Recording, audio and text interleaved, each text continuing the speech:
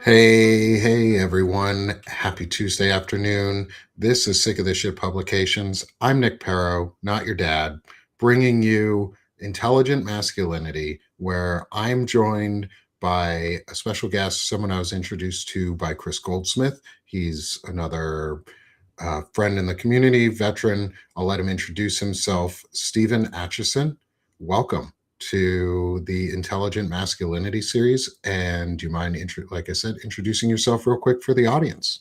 Sure. Well, first of all, thanks for having me. I've been looking forward to doing this ever since, like you said, Chris introduced us a couple weeks back, and been thinking a lot on this topic, not just since then, but over the course of my life, really. I grew up pretty much like your quintessential Wisconsin rural farm kid.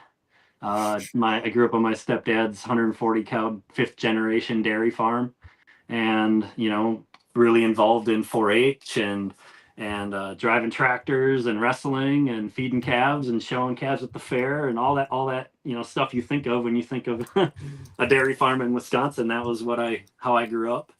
And then life happens, and I find myself around 13 years old moving in with my biological dad in a town called Neenah, which a lot of people probably heard of. There's a pretty famous song about Neenah.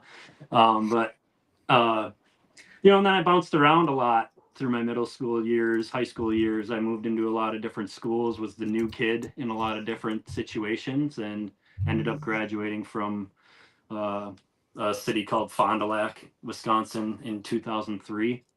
I've heard of it. I was a junior in high school in my history class when 9/11 happened, and watched Ooh, that. Watched as soon as he came in, he turned. We had one of them old TVs in the corner of the classroom, and he got a call on the phone, and he turned the TV on, and right when the TV turned on, the second tower the second plane hit the tower, and we all thought it was a movie, right? We were like, what's this yeah. all about? And so, I had a year of high school left after that happened, and I watched this whole generation of kids a year older than me, going right into the military and right into the war machine.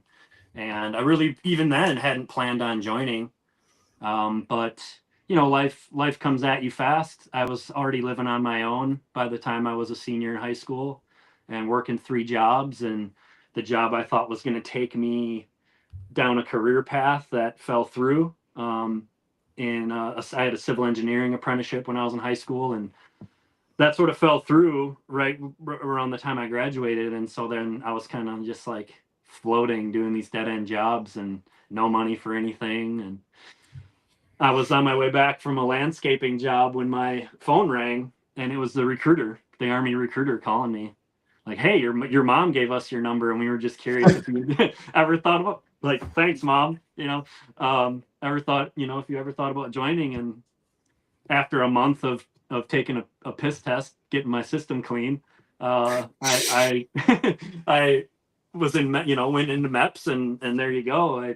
I scored really high on the ASVAB, and so pretty much any job was available to me. And they went through the list, and they said, "Oh, forward observer," and I was like, "Oh, what is that?" And I was like, "Oh, you're gonna be the tip of the tip." I'm like, "Yeah, that sounds cool. Like, That's fun. yeah, let's do that."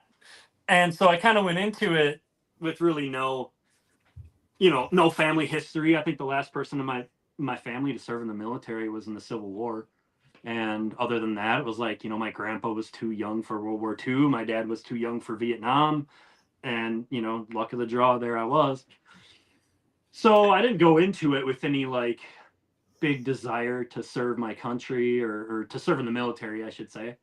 But once I got in, it was on, like Mhm. I really bought in, to both my job and just being a soldier. And it was day one of basic training when Chris and I met, and we were basically battle buddies ever since, Oh, um, shit. all the way through. We were one That's and awesome. two, and I always like to point out I was one and he was two. Hey, sometimes you got to point that out. Yeah, I'll remind him of that yeah, when we see him on Friday. Then. yeah.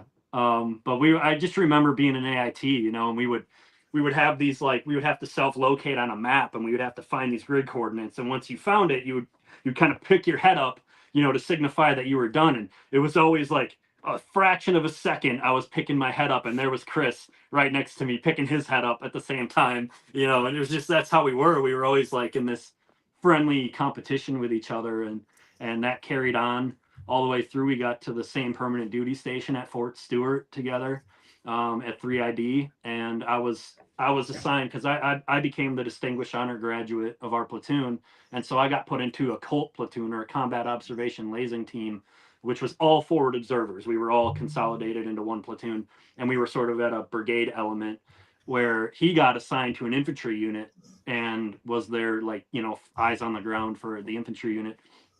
But we both deployed in OIF 3, and that was to Sadr City mostly, which was, in 2005, not a lot of fun at all. No. Our platoon got repurposed from, we pretty much knew we weren't going to be doing forward observer stuff because it was such a densely populated area. For those that don't know, a forward observer is basically the ones that call for fire, for indirect fire, artillery, close air support, all that kind of stuff. We paint targets with lasers and guide ammunitions in. So we weren't really going to be doing a lot of that, but we were such a specialized platoon that they repurposed us to be our brigade commander's personal security detail. So I was the lead driver for that effort, which took me on over 400 missions in 11 months and 11,000 miles through the worst hit IED routes in the entire country. And somehow we didn't get hit once, but everyone around us was getting hit every day. And, so we're out all the time. We're usually the first ones responding to a lot of nasty scenes, and went to over 60 funerals, man, in 11 months. And it Jesus, was, man. yeah, it wasn't fun at all. I mean, when you're 19 and you're in it, you think differently. Yeah. It's an adventure. You don't really see it for what it is. But I remember having to do our post-deployment health assessment, and my NCOs had all been in the initial invasion, and they were all like, "Oh, just say no on every question, because you don't want to have to go to the shrink. You don't want to have to go to the, just say no." And I remember reading the questions, and I'm like, "But I should be saying yes to every Yeah. one of these questions. Like, this is going in my permanent record." So I actually answered them honestly. Good It's for like, you. it's like, did you see death? Did you think you were going to die? All those kind of questions. Yeah. And even after answering them honestly, like, the most that came out of it was, like, I got sent to our unit medic before we redeployed, and he was like, "Do you want to go home?" I'm like, "Yeah, I want to fucking go home." And okay, get on the plane. And it was up to me. I was the only one in my platoon after we got, of course, how it is when you come back. Everybody Yeah. goes through cheats to the wind, and you lose guys, you pick up new guys. But I was the only one. Like, I stayed not the only one that stayed in my platoon, but the only one out of the guys that stayed that actively sought out mental health treatment, because I was already experiencing PTSD even during the deployment. I mean, I remember waking up in the morning, like, having chewed off all the skin off my knuckles from just, Mm. like, anxious. Hmm. Anyway, and that's Yeah. really Don't what, like, go into whatever you don't want to go into. oh We man, don't need I'm to an open dredge book. up. I mean, Yeah. I'm an open Okay. book, dude. I've always been, like, very one to really want to talk about it, because so many people don't. Hmm. And how do we educate the civilian population if we just shut up about it? Like, to me, that's just how we perpetuate it for the next generation. That's just how we create this whole populace that's either apathetic to what we went through, or, like, doesn't understand it at all, right? And I just never wanted to be that vet who just sat down at, belly up to the bar, Hmm. and only had, like, war stories to talk about. Like, I wanted my life to be more than that. And so I've always been very forthcoming with my experience and tried to educate people, not to be braggadocious about it, but just to, like, this is what happens in war. This is what Hmm. happens to the human psyche in war. And that's really what kicked off my journey into the mental health. And I was also injured when I was deployed. We blew a tire on a mission, and they mount the spare tires on the back of the Humvees, and it popped off its mount and came back on top of me, and it crushed my Oh back. shit. Yeah, so I've had 3 Those tires are surgeries. heavy too. Oh yeah, they're not light. And when they're falling from above you, and you're trying to catch them, because again, you're 19 and you think you're invincible. Mm-hmm. So I just remember like laying on the hot cement of our motor pool with this tire on top of me, like able to feel my legs, but in so much pain that I couldn't really move. And then I stayed over there for 6 more months with that injury. And I remember messaging because I didn't want to go home. I didn't want Yeah. them to know. I was trying to cover it up. And I remember my mom like sending me these natural muscle relaxers in the mail so that they wouldn't show up on piss tests and all this shit. But as soon as I came home, it was clear that like I couldn't be a forward observer anymore. So I had two surgeries while I was on active duty, and that pretty much put the nail in the coffin of my career. But it also gave Yeah. me time to step back from the day to day craziness of just being in the military and really think about what the hell I just went through. And at the same time, like Chris is playing a very important role in my life at that moment too, because I had a first row seat to what he was going through. We were living together at the time. Oh Uh, shit. So I'm you the guys I'm are I'm like you guys are tight knit, I'm the really guy that good, saved his close life. friends. Like I'm the guy that found him when he tried to commit suicide Thank and you and for got him to thank the you for hospital. saving him. Thank you for Yeah. saving him. Just as a person, like Chris is an amazing human being, and the world is better off because he's still here. So Yeah. just thanks for saving who's become a friend of mine now too. Like he's he's a good dude. I am so proud of Chris, and I get a little teared up just thinking about it because we've been through so much together, and that was just the beginning of it. That was really just the beginning of our story, intertwined together, and all the battles that we fought since then with the VA side of things and the discharge character of his discharge upgrade, and then high ground veterans advocacy to change laws, and all. I mean, I've testified in DC with him. We've trained other veterans how to be advocates for their issues. It's been a journey, man. It really has. And it's a 19-year-old kid thinking that these are the things that I would be doing 20 years later.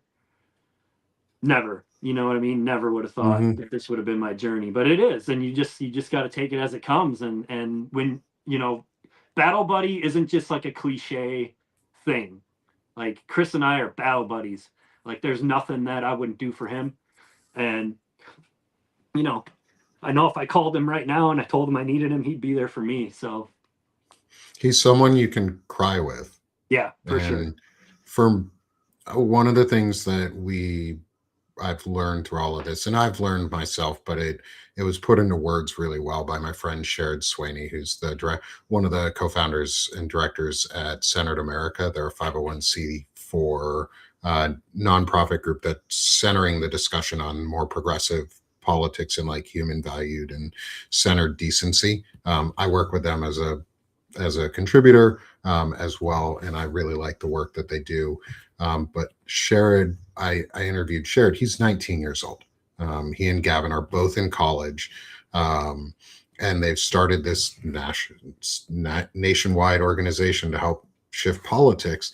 One of the things we were talking about in all of this was that fuck.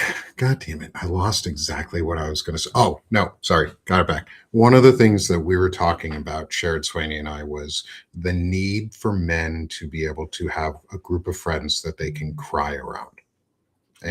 And you have to have someone you can comfortably cry with because you need to get those emotions out healthily. And you need to know that someone's going to be there without question when you're at your worst, Hmm. because often when you're crying, you're at in a terrible spot. Um, and it sounds like, and it is, you've had that. You've had that with Chris. Um, and so we haven't even gotten into any of the questions yet, which is perfect. We never do. We never get into them right away. So don't even worry. We're right on track for how off track we get. Yeah. Um, is I'm just Can you tell me about some of the like times that you two have been together, um, or been with each other to help each other in those moments? If you want to talk about them in terms of like being able to cry to each other or being able to honestly tell someone that they fucked up and how that works. Or, and on the converse side, honestly being able to tell someone how successful and proud of them you are. So, can you talk a little bit about that with your friendship with Chris? I mean, that might take up the whole rest of the show. I mean, because Chris and I, we really have been through it all. Um, so the first thing that came to mind was after he had gotten out, after he had gotten kicked out with an other than honorable, or general under honorable, I think it was. Anyway, he got booted. Um, he joined Iraq Veterans Against the War and testified at the Winter Soldier in, I think it was around DC. And I was still active duty. I still had time on my contract. I was stop loss. But when he testified in that, I live streamed it for my platoon. And I live streamed him testifying with all them other veterans about the war crimes that they had both done themselves and seen happen around them. And that was like my first proud moment for Chris. Was like, that's what I'm fucking talking about, dude. That's what being a patriot is. That's, you know what I mean? Like that's what taking accountability looks like. And to just show that in a setting where like most of these veterans when you're on active duty, like you don't even think about that kind of stuff. You aren't ever even exposed to that kind of thought. And here's a guy that I've served with since day one who's out there doing that work. And he ended up coming on a base tour with Iraq Veterans Against the War and came to Fort Stewart. And I met him there. And that was like my first exposure to the group, was him going from base to base, talking about GI rights and all this other stuff. And back then he had this big mohawk and shit. And you know, just radical. And so I actually started to go to Iraq Veteran Against the War meetings while I was still on active duty in Savannah. There was a group of people there that had started a chapter, and amazing people. So that's one, my first proud Chris moment. And then, you know, the other one about being able to cry. So I went to visit him in New York on Long Island at his home when he was in his worst, like drunk, you know, like all the stories he talks about. Like I was Yeah, there, because he's an and open book too. yeah, He yeah, came on and told me a lot about some of how yeah. broke he was. He really was. And you know, I I got married right after we got home from our deployment to my first wife. And like that, even though the marriage wasn't the greatest, it ended amicably, but it saved me. It saved me in a lot of ways because I would have been right there with Chris in for all of the drinking and all of the partying and all, you know, but I was married. So like I didn't go on all the excursions, I call them, with him. Hmm. We had a few, right? But so I get out of the military and I go to visit him, and I'm out there in Long Island, and he's giving me like the tour of the city. We go in the city. He gives me the whole tour of the city. And while we're in the city, his dad, who was on hospice at the time at home, his dad passed away while we were in the city. And we came home, and his mom and his family are all in the living room, and you know, just asking us about our day like nothing had happened. And then his mom just nonchalantly says, "Oh, by the way, your dad passed away." And Jesus. it was just like this fucking ton of bricks hit him, you know.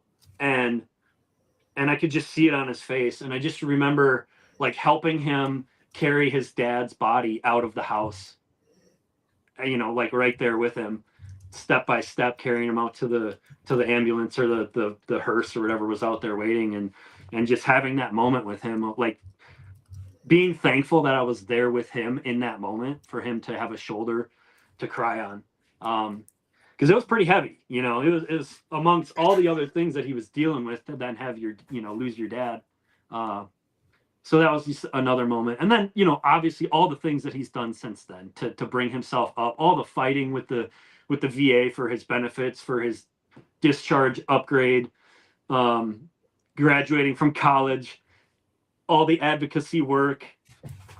Like I've been there in the background, obviously, like I don't want to say riding his coattails or whatever, like living off of his wave, but just being in the background supporting him, and at times, you know, um, giving him advice along the way, and just being there to support his efforts, believing in him, uh, letting him know like, dude, I'm there. No matter what you need, I'm there. So It's good to have a friend. Yeah. that you can really rely on and who cares about you. And that's more important in the long run than like personal aspirations or like ego driven things. And that's one of the things that we've identified too really well through this series is what we consider intelligent masculinity isn't ego driven. It's driven by growth and the self, yes, but it's not egotistical about it. And it's okay, as we say sometimes, is to be not the main character in the story. You don't have to be the main character. You can be the secondary role, and that's okay because somebody else can be a main character, but at some point in your life, you will be a main character. You're the main character in your story, but you can help by being the supporting character for somebody else's story. Hmm. And it's really cool to see like how we accept our or go into our different like roles and how we want to act in life and where we want to go, because before the show we were talking a little bit about like your choice to stay home as a dad and be a stay-at-home dad rather than take opportunities that could have been maybe financially beneficial for you and or your family, but you made the decision to be with the kids because it was more important. um, and can you talk a little bit about that, like that decision process and how your kids have influenced you and why you now accept the idea of I'm a stay-at-home dad and that's okay and that's a good thing? Yeah. I think it really goes back to uh, watching men perform badly throughout my life. Men who have been my father figures, more or less, who have, in my opinion, like in various ways succeeded, but in various ways like failed to step up to the moments, Hmm. and been absent when they shouldn't have been.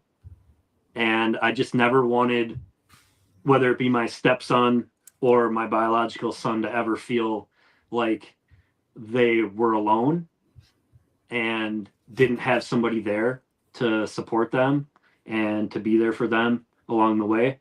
And so I made a conscious like promise to myself that I was going to be a better dad than the men that I've had as father figures in my life. And I remember shortly after I got out of the military, I have a younger brother, half brother, who's like 11 years younger than me. And like, I could get into it more, but we got a kind of family history of really shitty men in our families. And I said to him, like, dude, it's up to us to change this pattern of behavior. Like, we have to be the generation that ends it and sets a better example and sets a new legacy for this family, because it's just generational trauma if we just let it continue. And so that's all I've really been trying to do, man, is like live up to that promise I made myself a long time ago. And like you said, it took me a while because I've just been a go-getter, uh, professionally, just mover and shaker. And I was on kind of a trajectory, of maybe some ego-driven stuff for a while. But when my partner Steph and I met, she had already had a son who was about 5 years old at the time. And when the opportunity sort of came around for me to be a stay-at-home parent, I took it and I committed myself to both raising him. He's now a freshman in college, and now my son Aldo is he's six and a first grader. And I wouldn't change it for anything. Like you said, I've given up a few opportunities that have come up along the way, that could have put me like in a better position financially than I am. Luckily, I'm at 100% disability with the VA. Um, that has made it a lot easier to do for sure. But it's not like anybody's money bags over here, right? Like No. it's just enough to live. Like it's not enough to really get by, or to get ahead, I should say. We have to be very creative. Like my partner's a public school teacher. She teaches high school science and biology and earth science, and so we're not struggling by any means, but we would be if it was just her income. Uh, but having that disability has made it possible for me to be more comfortable as a stay-at-home dad? I I'm also, you and I are both disabled veterans, both 100% disabled, and it sucks. And I want to say, like, it's not an easy thing being disabled. And having these in the, it's weird to think that we have a privilege because of it. Um, because I feel privileged to have my disability check. I feel it's a privilege to be able to live, like, Yeah. at a modicum of, like, I've got nice things behind me because I had them. Like, I don't buy new things. We don't go places. We don't do a lot of stuff because, money's tight. Like, and this is where I make my income off of, and my wife has her own business in the community.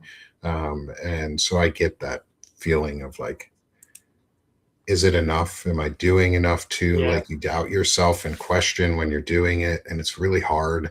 Um, but, like, you said before,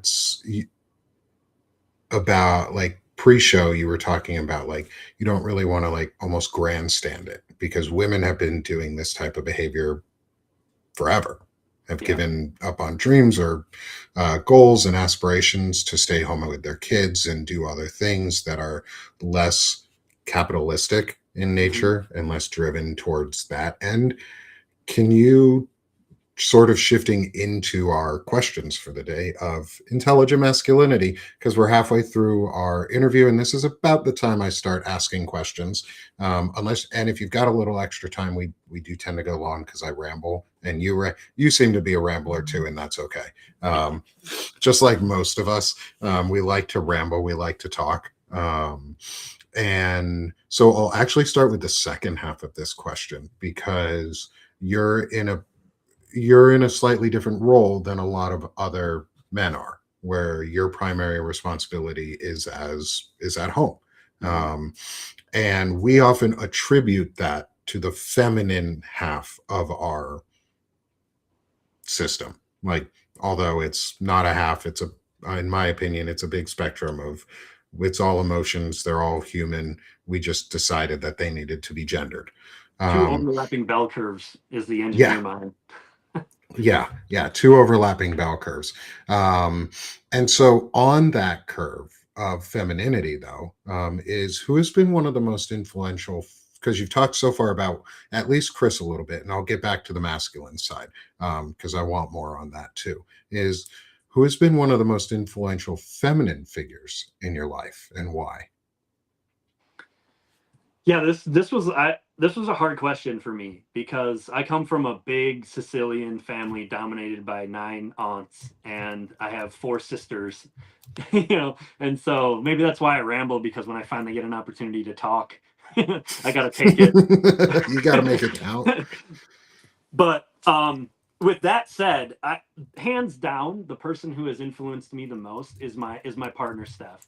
Um, she has made me analyze my behavior from almost the first day we've been together, and has just really, held me accountable for my actions, from that, feminist perspective, from language that I use to, behaviors that I would now consider pretty toxic, that she saw this she saw who I truly was, and a little rough around the edges, and sort of like helped me get there. And I'm not saying that I'm perfect by any means, but has certainly helped me identify within myself, like, where I can improve, and to be a better partner, to be a better father, to be a better human being. And it's like, I wish I was more like her in so many ways. Uh, she's just so intelligent, and always seems to have the right answer. And I just like, how do you do it? How are you always right? How does that happen? How am I always wrong and you're always right? um, I've asked that question quite a few yeah, times. yeah. But it's true. So she really is my biggest influence when it comes to that feminine side, for sure. I love that. Is so building on this for her and around some of the, like, understanding that I've gotten out of this and all of the intelligent masculinity discussions we've had so far is the refusal to outsource accountability onto others is a huge piece of it. And you talked a little bit, you were talking about how you were rough around the edges and she helped guide you and shape you, but not change you or force you. So looking at that, do you see or do you have any experiences from there where you actively remember like hearing something that you didn't want to hear about yourself and then going, I'm kind of wrong here and I should fix this rather than getting angry about it? Well, yeah, I think it started with her just pointing out some language stuff, derogatory things that I would say. Just the nature of how I grew up, I Hmm. suppose. It wasn't like really meant to be derogatory, but it was, whether I meant it that way or not. So really just helping me analyze like how I communicate. Um, I mean, gosh, there's so many examples along the way. Um, right. And I still slip up. I'm not perfect, Yeah, like I said, but she's helped me become a lot better at recognizing it and accounting for it and um, committing to working on it to be better. Um, so yeah, I mean, specific examples. Gosh, I they're could go hard. on and on, right? Yeah, But yeah. um, mostly with language, I would say, Hmm. because I've never really had ill intent towards the opposite sex or anybody that identifies as female. But sometimes our language as men, especially coming from the military and conservative farmer background, like you just say things off the cuff that you don't really realize how they're impacting the people around you. Yeah, Um, yeah. No, that's a big one. The subtle shifts in language, and it's not.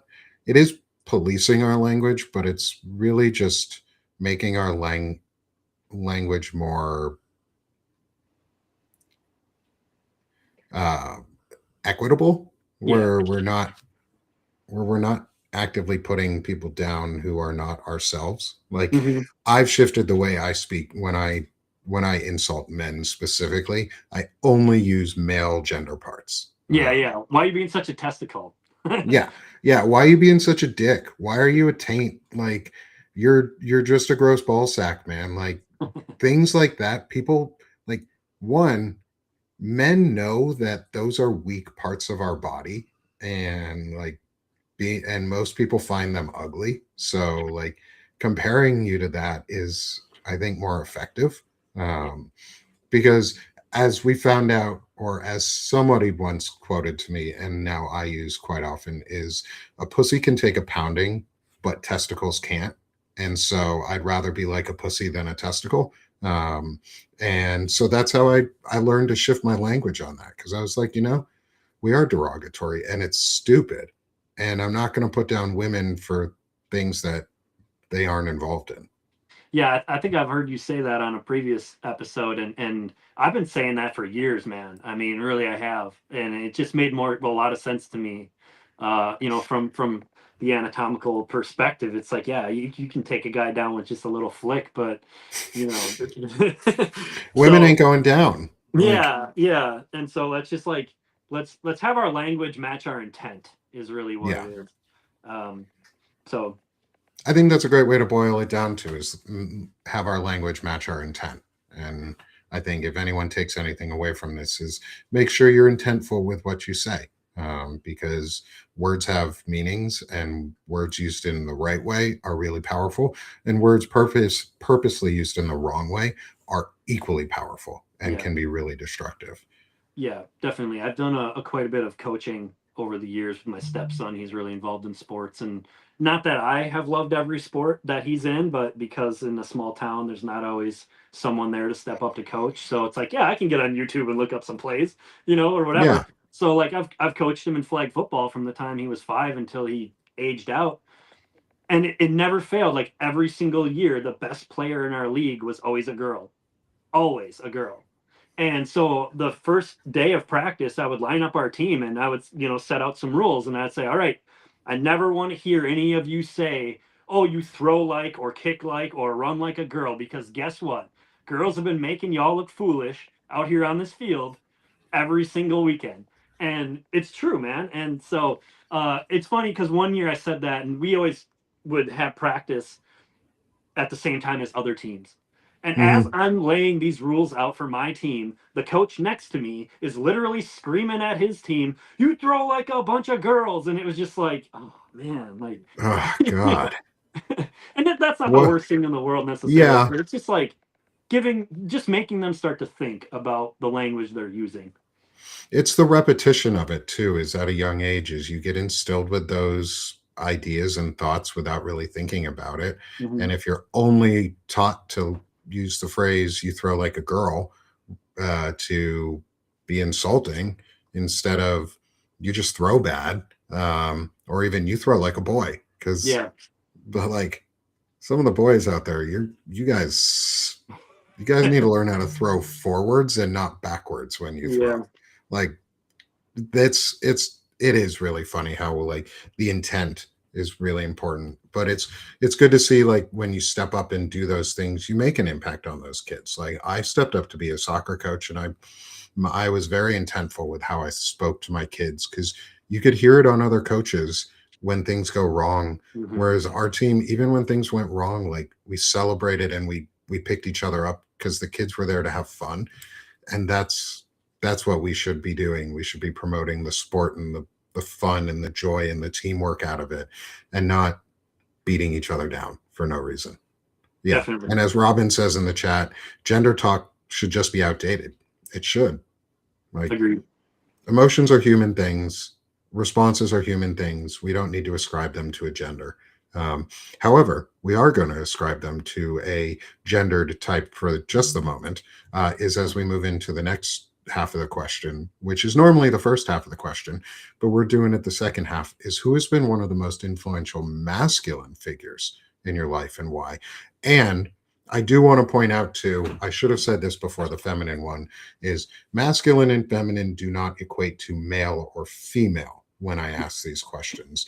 And that's why I changed them. I intentfully changed them from who is the most important male figure or female figure to masculine and feminine, because they can take all shapes and all sizes. So from that, using that in your thought as you're going through. I completely agree, because I think I've learned more about masculinity from women than I have from the men in my life. And I'm sure some of my family are going to watch this at some point, and I'm definitely not trying to like um, beat up my father particularly, because he was very young when he had a lot of kids and worked very hard his whole life to provide a standard of living for us, and it forced him to just not be present as much as I wanted to be for my kids. And so, but I will say that I've learned more about masculinity probably from my mom than from anyone else. And not explicitly, but just by watching her date a bunch of fucking dudes that she needed to fix. You know what I mean? And never could.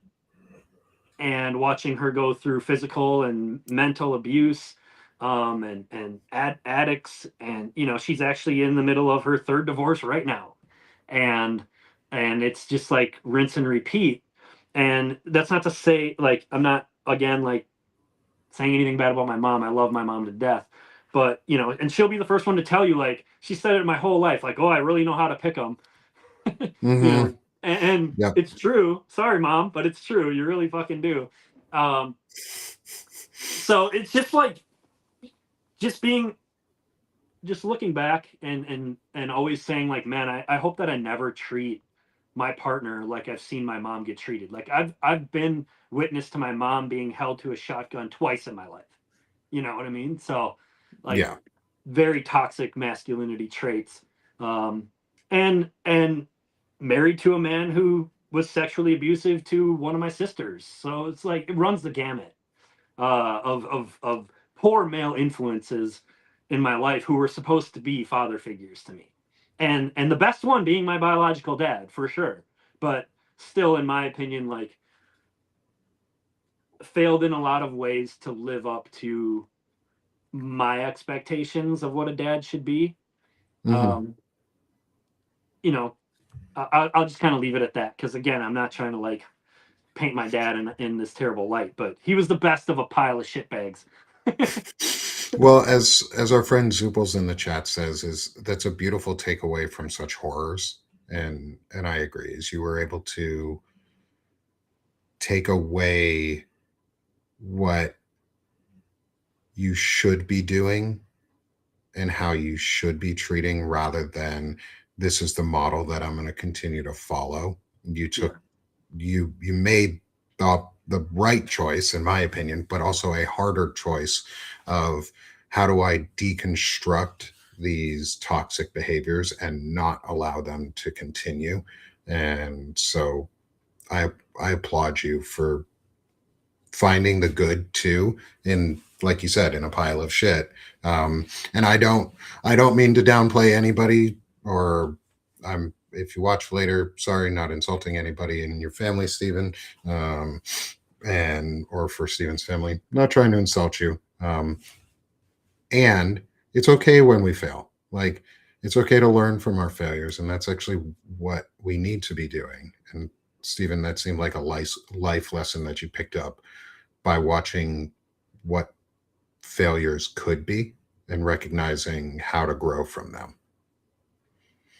And that's so, definitely not easy to watch the your mom, who you love more than anything, just continue to be treated in such a way, and yeah, you know not necessarily making the same mistakes, but similar mistakes her whole life, and finally now at in her early mid 60s, like realizing that she's probably just better off being alone, uh, and making steps to improve her life has been great for me to see, um, even if it's 40 years too late.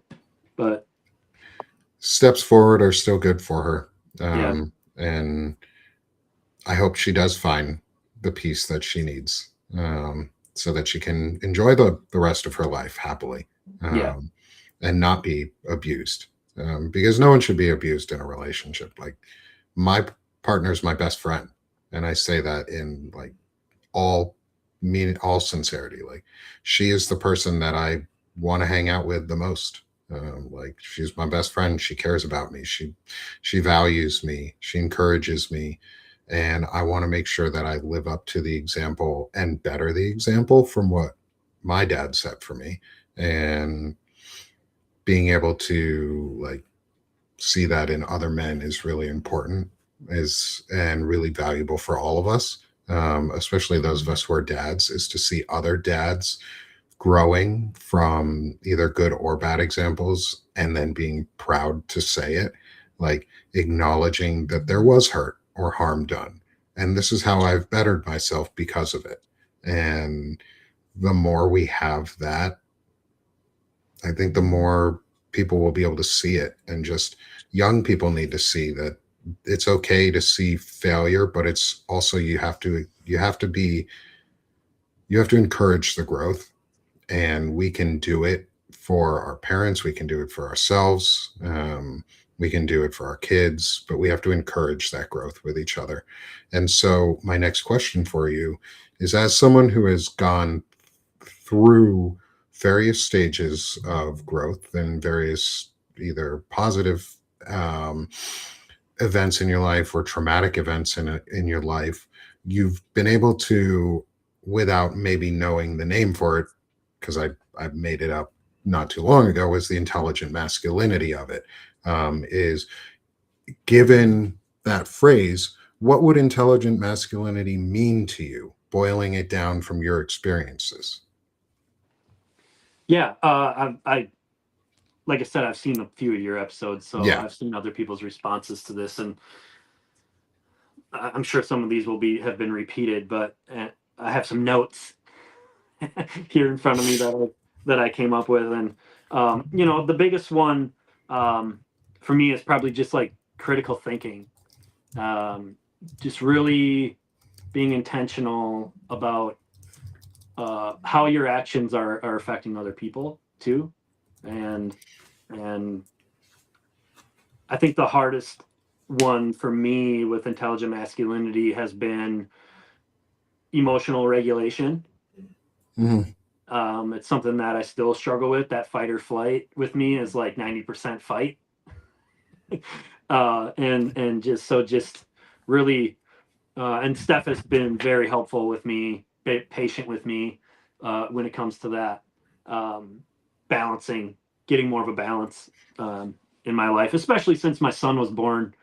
It's like the last thing I want to do is pass on my PTSD to my son, right? That generational trauma. And so just really, and I'm not perfect. I guess that, like, there are moments where I cringe, like, oh man, I hope he Mhm. doesn't remember that. I hope he has childhood amnesia with that moment.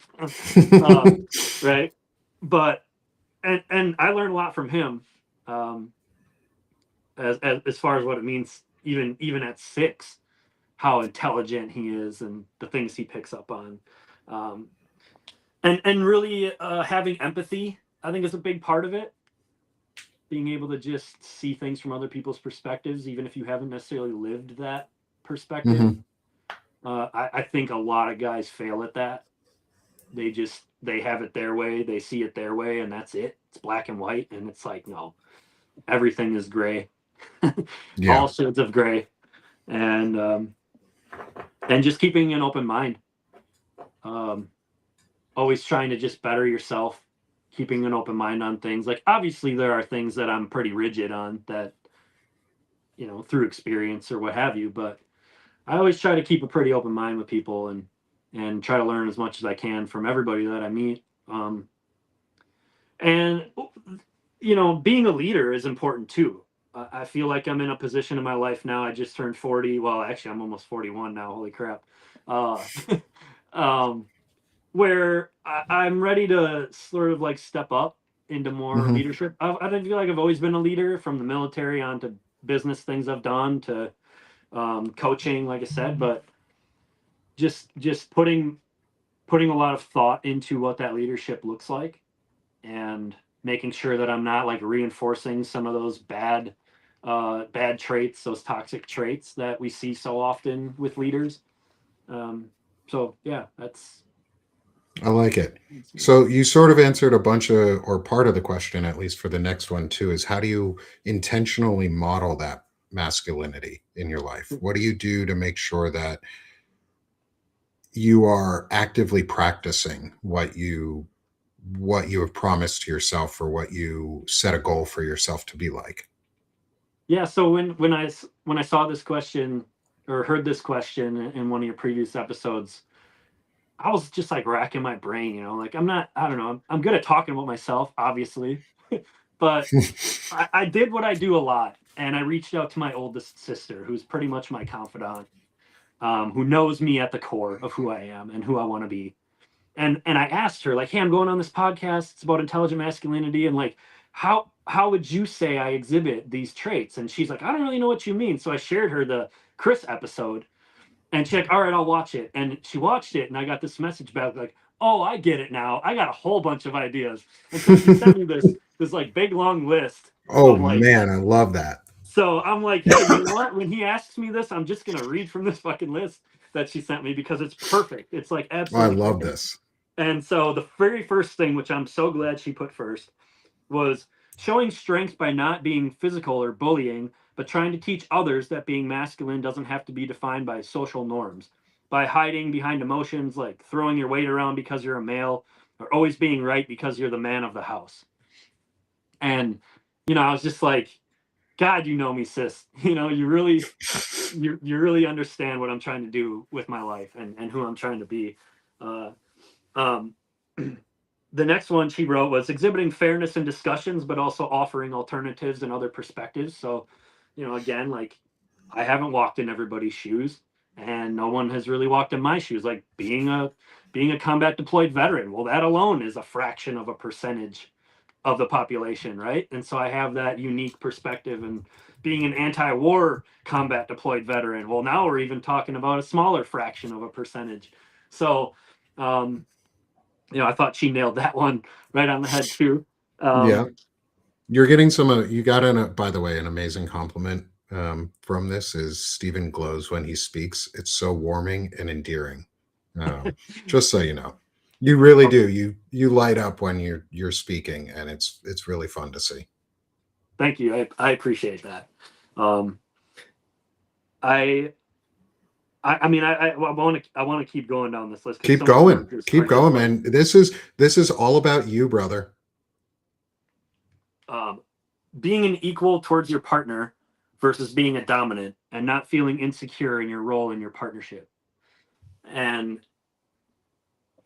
being a farm kid, working all the time, working 3 jobs in high school, being in the military, earning an engineering degree, starting my own farm, and then boom, all of a sudden my service connected injuries put me in this unemployable status where I'm getting 100%, where I don't have to work 100 hours a week to make a living anymore. And I don't want to say the word just, but now I'm just a stay at home dad. At first, that was a total mind fuck for me. I just had no value. And I know that's all like, oh, this capitalist system based thinking, but like I I was very proud of, and that's one trait I get from my biological dad is like he's a hard worker. All the pride he has is on how hard he worked his whole life to build the life he has. And I put a lot of emphasis on that too. Even if it became like a negative trait at times, overworking myself. But to go from that lifestyle to like second fiddle, right? And the backup role in a way, even though like I'm raising 2 kids and all those things. It took me a while really to feel equal again in that partnership. And and I'm glad that my sister picked up on that feeling like I'm okay being in this role. And I'm very proud of the role that I'm in at this point. And I see how much it benefited both my stepson, who's now out of the house and doing great, and how much being at home has benefited my biological son. And so I take a lot of pride in it. Um, so I'm just really glad that she noticed that. The next one kind of cracked me up because we talked about language earlier, Hmm. and it was like avoid being a sheep, having the balls to think rather than just going along with the majority, stepping away from the boys club mindset, and frankly trying to eliminate it. And it's like, yeah, that's definitely something I've made a conscious effort of doing. I refer to it as the good old boys club. You know, I mean, I live out in rural Wisconsin. If I turned my camera around, you would see nothing but woods and prairie and a river, and you know, and the good old boy club is very strong and alive where I live, and I have Oh yeah. butted up against it more than once. Um, and I feel like I do that for not just like my own sake, but for the people who don't have the privilege or the ability or the means, or who have already been beaten down by it, to be that male voice in the crowd who's like, no, man, fuck you. Like I'm not going to let you get away with saying that just because it's a woman or, somebody that you think is less than. And having that sort of like veteran tag to using that in a way to like throw it back in their face, like, Hmm. what are you going to say to me that hasn't already been said to me by some mean drill sergeant or an Iraqi, or whatever. Yeah. Yeah. And before you go on, I want to like key in on that for a second. Yeah. If you're a veteran and you're a progressive or just pro democracy, lean into it right now. As much as we hate doing it, because I know I do. I don't go out. I mean, I'll talk about the fact that I'm a veteran. Hi, everybody knows I'm a veteran here because I'm on my podcast. But I'm not like that's not my primary like who I am or what makes me who I am. But say on the right wing or on the more regressive side that we're dealing with right now, they make that a primary piece of their personality Mm-hmm. and then they expose it. And so everybody associates veterans with that. Mm-hmm. Whereas we're out here now reclaiming veteranhood and veteran status in different ways. And it sounds like you're doing that too, even using it on purpose and talking about intent, like we did earlier in our languages, that we can define what being a veteran actually means. And by being proud of it and loud about it, we put our stories out there and it's more filling the void than doing anything else, so that they see us. So I Yeah. just wanted to touch on that real quick. Yeah, one of the things that I did for a few years when I first got out of the military was I would go to high schools and I wouldn't call them explicitly counter recruiting presentations, but that's effectively what they became. And really trying to give a different version of what being a veteran meant, than what, I was exposed to growing up and what most kids get growing up. And I would intentionally go into some of the higher recruited schools because of their socioeconomic status or whatever. And one of the first things that I would do is I would draw the entire war debt number on the board, all the zeros, all the fucking zeros of the debt that we've incurred, and I would ask them, like, who do you think is paying for that? Yeah. And it's like, oh, our moms, our dads. No, your great fucking grandkids are gonna pay for that, you know and it's just like eye opening to a lot of them. I got a lot of positive feedback. They gave me extra time. I would go back to schools. They're like, can you talk for longer next time? So I kind of stopped doing that just for my own sort of like mental health, but I You may enjoy that. unfortunately have to pick that one back up as we're going into Iran and we're about to see what $1 trillion budget for the military does. Yeah, yeah, it's wild, dude. I mean, yeah, that could be a whole other show if you want. um, I'm open to it, man. Like yeah, this has been so much fun already. This whole conversation. But also like that's my whole thing is I talk masculinity issues and just culture issues and just what it means to be human and talk about these things in a way that people can consume and understand and why they're important. And you're I can't wait to talk to you more. Dude, we're gonna have some good conversations. I'm yeah, excited to have you on for some other stuff too and talk to you more. This is a lot of fun. Thanks for yeah. coming I'm on with I'm me I'm too. having a blast, man. It was just like preparing for this. This is the first time that I've really been on a podcast ever. Like I've done my own stuff, really kind of in a Yeah. vacuum. I've done it for my own reasons and haven't really like sought out a public, I don't know, a public face, if you will. Like I've done things in the public before, don't get me wrong, but this was like the first time I'm like, damn, I'm gonna be live. Like people are gonna be tuning in and like no filter, no editing, just like live. I hope I don't say anything stupid. Hey, you're not the first. You're not the first one to say I hope I don't say anything stupid. But what I found is none of us really are. None of us do. We've got even the things we think might sound stupid, like we're getting something out of them. Like it's so much fun. Yeah. So also keep going on that list. I All right. love All this. right.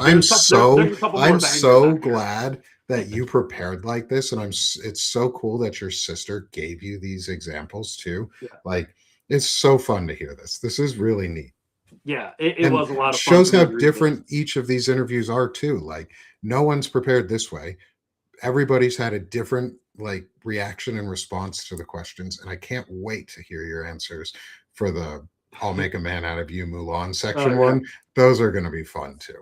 All right, Well, let's keep going. I think it really harkens back to, even though I thought the degree itself was like kind of a joke, going through the entire engineering degree process, like Hmm. all it really helped me do was problem solve. Like think about how to problem solve, and part of that is just like being prepared, um, before you go into something as much as you can. And so, it's like that right side versus left side of my brain are always like fighting with each other on how to do things. And I don't know, just like taking notes and reaching out to people who really know me. It just seemed like the right way to go about it. And not wanting to sound unprepared or like I didn't know what I was talking about. Uh, I suppose is part of it too. But yeah, the next one, which really hit home that she pointed out was recognizing patterns in our own family and being the generation to change those patterns, whether it be racism or hiding emotions, sweeping shit under the rug, patriarchal behaviors, and gender defining roles. So, like, yeah, that's me in a nutshell. Like, I don't want to make the same mistakes. I want to end that generational trauma and show that my last name can mean something different than what it has. I love that. This one cracked me up.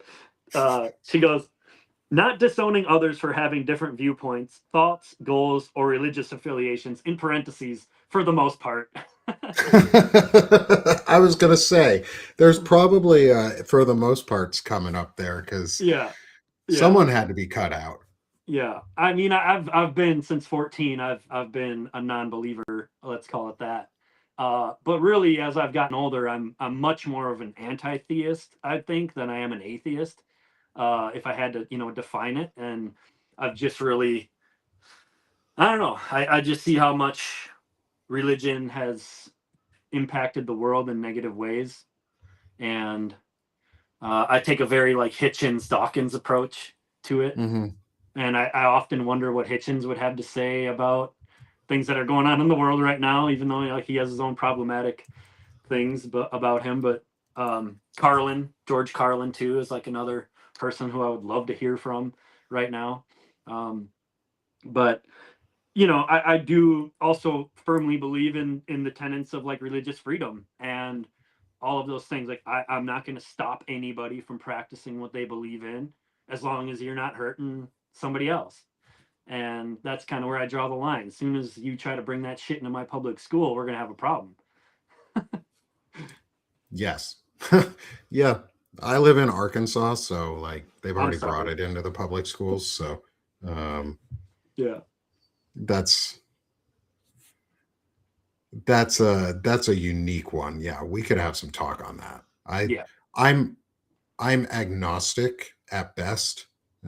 I'm anti-organized religion. Yeah. Like I think the institutions of religion are the problem, not the religions themselves. That would be a better way I would describe it. Yeah. Because those institutions are corrupt as shit. Like, Hmm. sorry, sorry, corrupt. Sorry, not sorry. Anyway, before we go down that rabbit hole, was that the last one on the list, or do you have Uh, some more? no, no, that's not it. Good. So I'm gonna skip a couple because I think we've already covered them. But um, having respect for the opposite sex and their struggles, like feminine-related health issues, abuse caused by males, traumatic experience caused by loss, and commending them for their strength, which a lot of times goes unacknowledged by men and overlooked by society in general. Um, and I think that's really just a factor of, like I mentioned earlier, having 9 Sicilian aunts and 4 Sicilian sisters in my life. I was always constantly exposed to the plight of women my whole life. Whereas, men that maybe aren't are surrounded by women like that don't get that same experience. And again, a lot of it I think is because of my partner Steph, and Hmm. she's had battles with endometriosis, and that really allowed me to educate myself on how terrible that condition is for women, and just all of the things they go through that men just don't have a fucking clue about or don't even care to have a clue about. Like, oh, I'm these men that get grossed out by a period. It's like I grew up on a fucking dairy farm where I was like delivering calves, and these two hands right here delivered my own son. Like I was down in there, Hmm. and caught him coming out, and that was the plan the whole time. And our OB didn't necessarily appreciate all my dairy farmer jokes that I would bring to her appointments, but you know, such is No, life. I could see that. I could see the OB being a little sus. But when it came time when it was time for go time, like I was, let's go. She just stood back behind me, and I was right there and pulled my son out and started bawling the second I got eyes on him, and laid him on top of her, and he army crawled his way up to start breastfeeding. It was awesome to see that whole thing. I mean, I was actually my mom, and this goes back to my mom giving me the choice to be in the room when one of my younger siblings was born and watching that whole process. Even though I had been on the farm and delivered calves and all that stuff, like watching my mom give birth to my sister was just like life changing. I can see it every second of it in my mind right now. And so just always being in tune with what women are dealing with as much as I can be, I think has really helped me in that intelligent masculinity uh, arena, if you will. That's awesome. Like, I am really glad I got to be in the room with my wife when she gave birth to our son. And I got to experience and see him and her and them together. And I wasn't the one who caught my son. I let the nurse and the doctor do that. My wife was my wife and I had a really good birthing experience for her. I was pretty much just, hey, I want food, I want ice, and I Mhm. would go get her food and ice. And she, the one thing I made sure to do, and I'm glad I did, and it just from an experience, something happened. Oh no, I think we should be okay.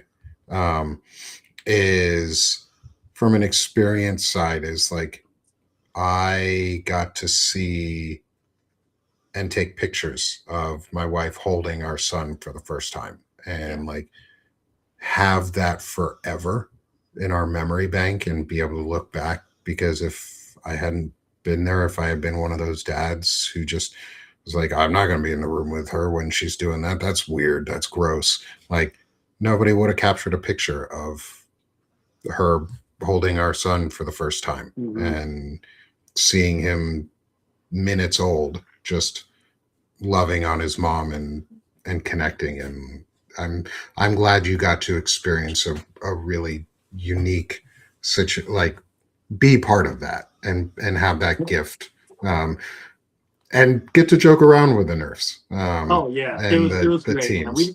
We had an amazing doula through the process. Like we went to a hospital, but Yeah, our doula had her up dancing the whole time until literally it was like, oh, I just felt him drops, like time to go. You know, like I barely got scrubbed in, and he was coming. You know, and yeah, I talk all this big game, but I didn't really do shit. She did all the work. You know, yeah, but it's an experience that like how many men even want to do that for yeah, their own hangups, like for their own bullshit. Not it was such an amazing experience, like for me to do that. I wouldn't have trade I wouldn't trade it for anything. And I encourage every guy that I come across who's like, "Oh, we're expecting." I'm like, "Are you gonna deliver your kid?" What? Like, yeah, get the fuck down in there and do that shit. Like, it's awesome. You're gonna have somebody right behind you who's like knows what they're doing. If something goes wrong, like, what are you afraid of? And it's just, I don't know. I just feel like it was it's something that every guy should do, should be a part of. If yeah, the wife wants, if the or you know, if the partner wants them to be. There's some women that they don't want their husband down there. yeah, Or their no, partner or the father or whoever, you know, like but we did. And you know, yeah, obviously we talked about it. It wasn't like something I just forced. It was a discussion we had and I was like, I'd really love to be the one that is the first hands on my son. I was down there massaging perineum and you know, like getting it. It was great, dude. It was fucking awesome. I wouldn't trade it for anything. that's amazing, man. Yeah. That's amazing. I really love that, like really love that. And I even just being in the room, like the minimum you should be doing as a partner is being in the room and being there with your partner when they're giving birth to your child. Like Yeah. if as long as like I would expect nothing else. Like that's the least you could do, as a loving partner, especially if you care about them and it's your kid. Like Yeah. that's part of you that is now coming into the world, and you get you get to experience it for the rest of your life. Why not be there from like moment one? Hmm. Um, like For sure. I've been there from moment one of my son. I can say that because I saw him be birthed, and then I was there, and you got to hold your son as the first human being to touch him outside of the womb, Yeah. and that's fucking amazing, man. Like I'm so I feel joy just for you, just because you like just because of that. So Yeah. thank you. It was Um, great. good. The list isn't done. That's okay. We can keep going if you want on the list. um, just there's a couple real quick ones. Just bringing awareness to broken systems and unfairness while presenting logical solutions, which is her last bullet point. And then my wife added in willing to listen and learn and setting an example for your sons. And then the last thing my sister said was, "I'm proud to be your sister and I love you." And that was just like, how can you top Gosh, I that? love that. Yeah. I love that. Yeah, I'm so glad your sister helped you make that list and sent you that list of things and that you came prepared with it because that was that was really fun. Yeah. Um, and a really cool way to get to hear about yourself without having you to be maybe the one who writes about it because it is hard to write about or talk about ourselves sometimes in some ways and getting somebody like outside validation to match what you see from yourself is really amazing. um, Hmm. and we've got a friend saying damn it now I'm sobbing. And That good, makes two of us. good, that makes all of us, you should be. This has been so much fun so far. We've got a couple more questions. Yeah, let's do it. How do you, or sorry, I get, we've talked a lot about, in many ways, we've talked a lot about this question too, is self reflection and evaluation. Um, because it's a lot of just the active mindset of wanting to grow and learn. How do you purposely self evaluate or self reflect? And if you do you have a tool that you recommend others to be able to self reflect on? This might have been the hardest one for me to answer of these questions, because I don't know if I ever really do this intentionally. Um, it just sort of happens naturally because as you might see behind me, and I'm not like a big trophy hunter guy, but I do hunt. I bow hunt. I gun hunt too for meat. I fill my freezer every year with venison that I butcher myself. And but that time in the woods, I feel like, is my church. Um, that time that I get to myself in a tree stand, where I'm really getting in touch with that like instinctual, like hunter predator that's in all of us, I believe, in some way or another, in a healthy way, like not in a, you know toxic way, but Mhm. um that time that I spend in the woods surrounded by nature is really where I get into like my deepest, innermost thoughts about who I am and who I want to be. And I don't know, it's just something about it, something about where your mind goes. Um, when you're just trying to be as still as you can be, and you're trying to be as quiet as you can be, and the time just sort of stands still while you're out there, and at the same time your heart's pounding and you're sweating, and you're like, your mind just goes to places that it doesn't normally go to. And that's when I do my best thinking and my best reflecting on who I am and the mistakes I've made in my life. And so that's what I would say is find the situations that you can put yourself in that get you in that kind of mindset, um, where you're tapping into something primal, I suppose. Something deeply human, like Yeah.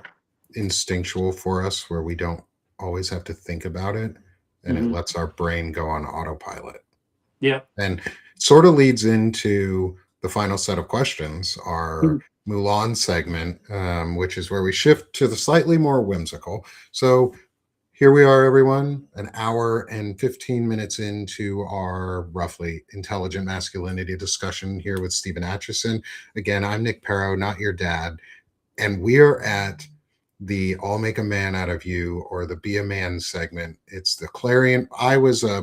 So I just turned 36. I was in high school when Mulan became like this huge deal in terms of like I was in the choir um, in school and I was in the theater and I was an artistic kid. I have a degree in music theory and composition. That's what I went to school for originally. So I was in that segment of our school, and we used to sing "I'll Make a Man Out of You" pretty much all every day. And we sang it in our men's choir. We sang it in the select choir. We actually, one of my friends came on as the guest vocal for the female line of during the men's choir rendition. So we had a female in our men's choir doing it, so that we got the ranges correct. That was super fun. And so the song has stuck with me for a long time. And it's our Let's Go Girls for Men. It's the clarion call for action, and it gets you pumped up a little bit. And so I got four questions from the chorus lines for you, which are: what does it mean to you to be as swift as a coursing river? Yeah, I like these questions a lot. These questions all really made me think uh, outside of the box a little bit. And I live right off a river.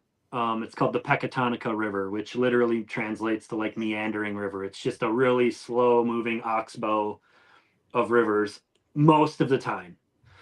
But then there are times where we get a glut of rain upstream and it becomes a raging torrent and flooding, and it happens real quick. And oftentimes when I'm sitting there on the side of the river, because I do a lot of fishing too, when I'm sitting there on the river, I think about how, the form of the river is pretty constant. The banks of the river are pretty constant. They do change, but for the most part, the river flows where it flows.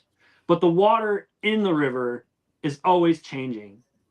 And I think that's a good way to describe who I am is like my form stays the same. Like I don't haven't really changed like the presentation a lot, but who I am is constantly changing, and sometimes I spill out of my banks, and I become this raging torrent of water that can be uncontrollable and erode away things that I've built up over a long period of time.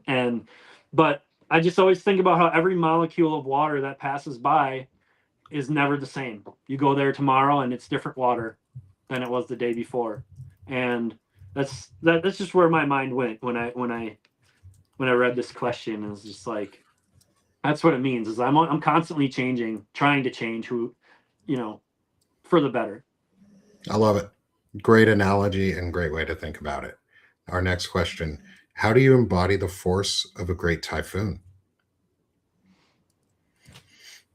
I think when I think of a typhoon, it's this like large, massive event that can destroy everything in its path. Um, but in order to do that, like a lot of things got to come together in the right way. And the way that I embody the force of a great typhoon is I feel like I do a good job of bringing people together and identifying their strengths and weaknesses and putting them in and myself in positions where they can be successful so that all those ingredients can come together to create this unstoppable force, or at least an effective force. Um, Whether it was with farming, and managing my employees to have a successful farm, or with some of the advocacy work that I've done, bringing veterans together from around the state, uh, or just internally as a family, just like putting the pieces together to create this typhoon that can't really be stopped. And it also made me think about how I have this passion for weather, and I'm a total weather nerd. And like the first thing that I did when I turned 16 was I grabbed my mom's video cassette recorder and chased tornadoes. And I did that in college too for a while. We used to chase storms out in the Great Plains area, and it was sort of a side passion of mine. So philosophical, but then also like reality is I just really love weather and kind of a nerd in that way. I love that. My daughter's a weather nerd too, so I she wants to be a meteorologist, and like I think that's awesome. Weather nerds are awesome. Keep being weather nerds, Oh yeah. everyone. If you're a weather nerd, keep being a weather nerd. We need more of you. Hmm. Next question, and I'll clarify this one. And I know you've probably heard the clarification on this one, but for clarifying for everyone, as we go, this question is: how are you as strong as a raging fire? And when I mean raging, I still mean not a wildfire, but something that's raging and burning hot and still contained. Uh, so there is a video that exists of me when I was probably 10 years old, on our farm with in my living room with all of the lights off and a black mag light like this big as a spotlight, where I was Garth Brooks giving a concert, that was recorded by my sisters. Oh, I And love that. and one of my favorite Garth Brooks songs is Standing Outside the Fire. Okay. And I remember the music video for this song was basically a kid with Down syndrome who was like running a race in the Special Olympics, and he fell down, and it was like the video was like him getting back up and finishing the race. But there's a lyric in there that goes, "Life is not tried; it is merely survived if you're standing outside the fire."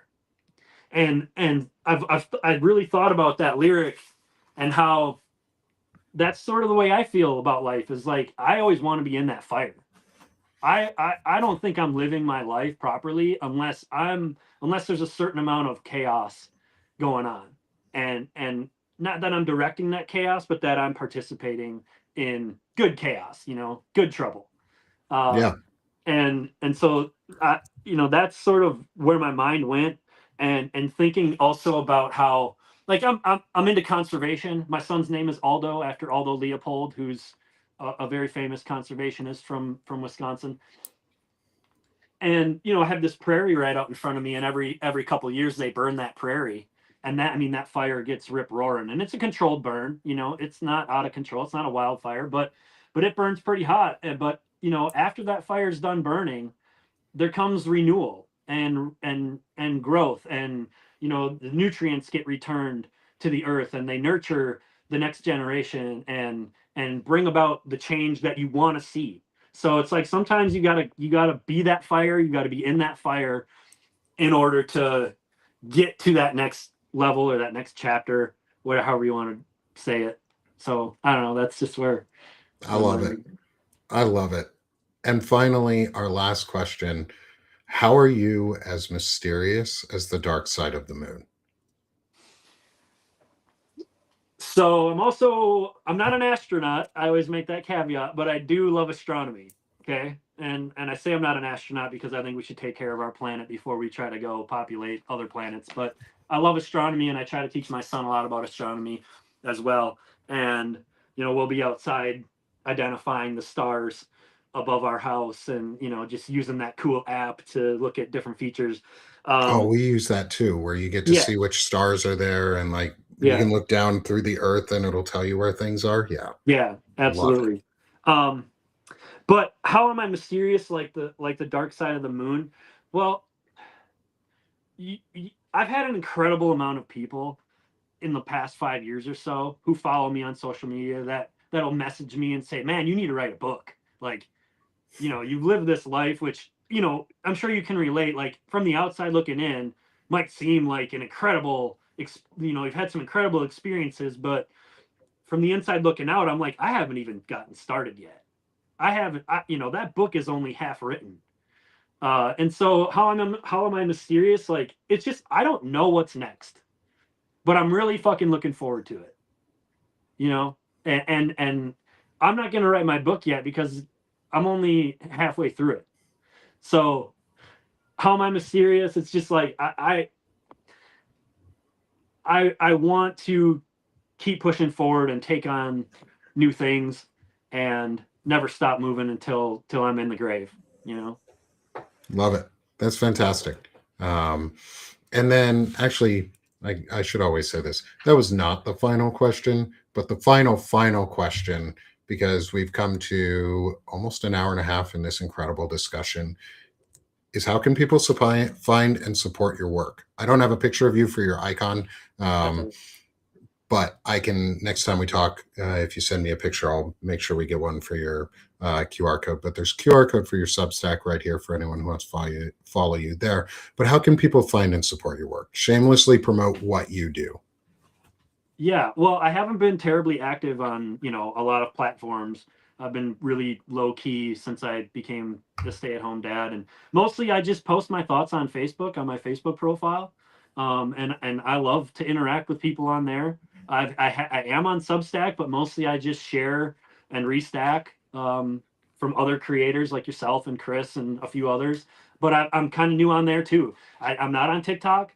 I'm not on Instagram. I think I maybe created an Instagram profile many, many years ago, but I just, I'm kind of old school, I guess, in that way, where it's mostly just Facebook. I like interacting with people in sort of that way, but I do plan on getting more active on Substack here once I gather my thoughts on like how I want to go about that a little bit more. So really, it's mostly Facebook. So that's where you can find me. Awesome. Well, can send me a link too after. I know some of our folks are on Facebook, if you want, so that they can follow you and subscribe to your work there. I'll include it in our post show notes, if you send me a link to that. And again, follow them on Substack too. If you're with us, if you're in the audience, hit the subscribe button in the top left corner of your screen and Substack so that you can subscribe. If you're with us on one of the other platforms, scan the QR code. This has been a really, really amazing discussion, and I've really enjoyed getting to meet you, like, and actually really sit down to talk to you about all this, Stephen. I learned a lot. I had a great time, and I think our audience had an incredible time meeting you today. And for anyone in the audience, you will be seeing Stephen again. I am going to be trying to bring him back for some other stuff on Sick of This Shit publications, but you should also start seeing him on the Anti-Fascist Book Club on Banner and Backbone on Fridays, where he's helping us currently read To Catch Fascist. And we're going to continue our discussion in on that on Friday on Banner and Backbone's Anti-Fascist Book Club. This has been the Intelligent Masculinity series. I'm Nick Paro, joined by El Deuterino over here, Stephen Acheson. I saw you. I saw you over there. Have that in there. I'm Nick Paro, not your dad, joined by Stephen Acheson, El Deuterino, and this has been Intelligent Masculinity on Sick of This Shit publications. We'll see y'all on Thursday morning for another Intelligent Masculinity interview. Stephen, thanks so much. And everyone in the audience, smash that heart one last time, hit the subscribe, and join us. And look forward to seeing y'all again soon. Thanks. Thank And you. let's stop being sick of this shit and let's start doing this shit.